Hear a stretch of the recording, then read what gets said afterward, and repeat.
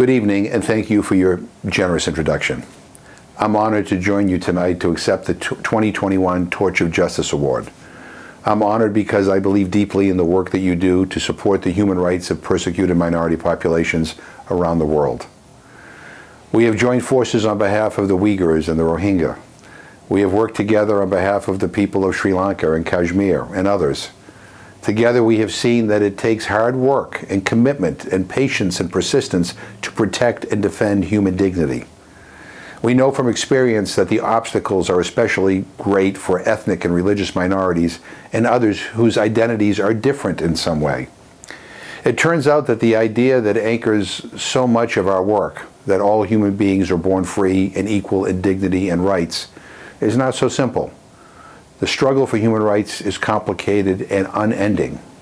It's kind of like democracy. Today's win is followed by tomorrow's new battle. I say this because I am also humbled to be here tonight. I am humbled because I see you and your colleagues in the human rights and social justice communities doing the hard work of educating, organizing, and advocating for peoples who are vulnerable and at risk. I've seen you doing this every day for years. My role is to be the wind at your back. I can agree that it's an important role, but I also know that I am in a privileged position and not at risk when I speak out. So as you honor me tonight, let me also take the opportunity to recognize and honor you. My contributions are only effective because of your work and that of the frontline organizations that you partner with. You know, when I found out about this award and the invitation to speak to you tonight, it got me thinking about the lessons from our work together. What have we learned about the best ways to protect and defend persecuted minorities? In my role as the co-chair of the Tom Lantos Human Rights Commission, a position that I've been privileged to hold since the Commission's founding in 2008, we have held dozens of briefings and hearings on the human rights situations of minority communities, especially ethnic and religious minorities. Many of those events have been held after the rights of a community have already been grievously abused or atrocities committed against them. When those situations come before us, we focus on how to respond with humanitarian relief for the victims and pursuing accountability for the perpetrators. But at least as often, the Commission's events are meant to warn Congress and the public about the risks that a community is facing. We warned about the risk of genocide against the Rohingya in May of 2015, more than 2 years before the 2017 military campaign that forced hundreds of thousands to flee to Bangladesh. In October 2017, we detailed the many ways Chinese authorities were expanding their control over the daily lives of Uyghurs and denying them their identities as the government's sweeping campaign of repression was intensifying.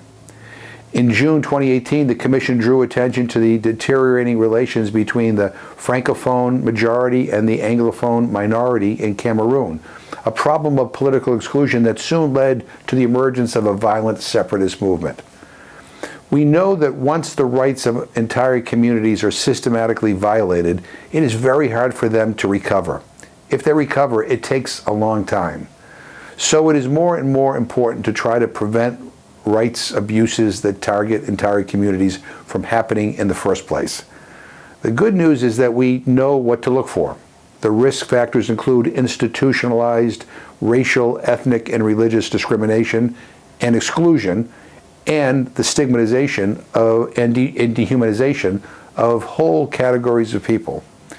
In practice, this means things like political rules of the game that are rigged to disenfranchise whole communities or dilute their political power, as happened to the Anglophones in Cameroon. It means policies that deny the members of a community their identity by prohibiting them from speaking their language or practicing their religion or enjoying their cultural traditions, as happens to the Tibetans and the Uyghurs in China.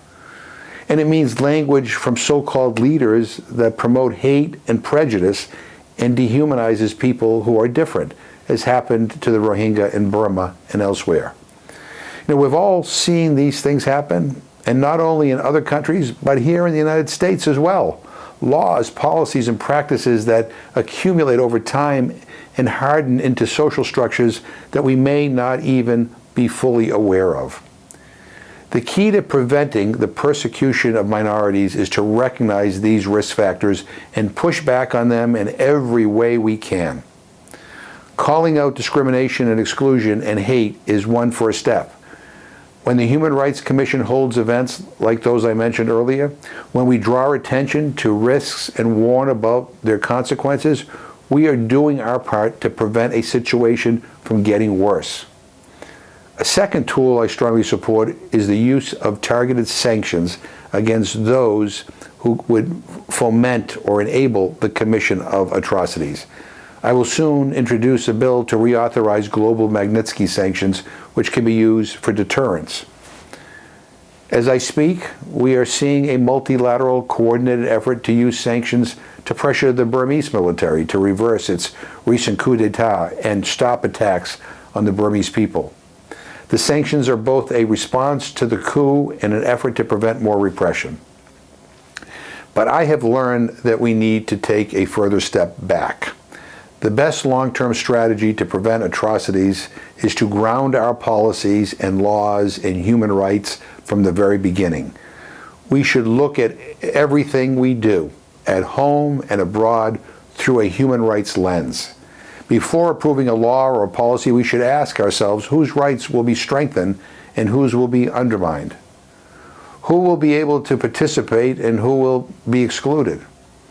Are we reducing inequalities or are we increasing them?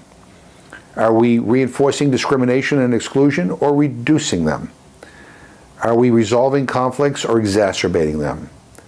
When I say human rights should be at the center of U.S. foreign policy, I don't mean to say that the U.S. can or should fix every problem in the world.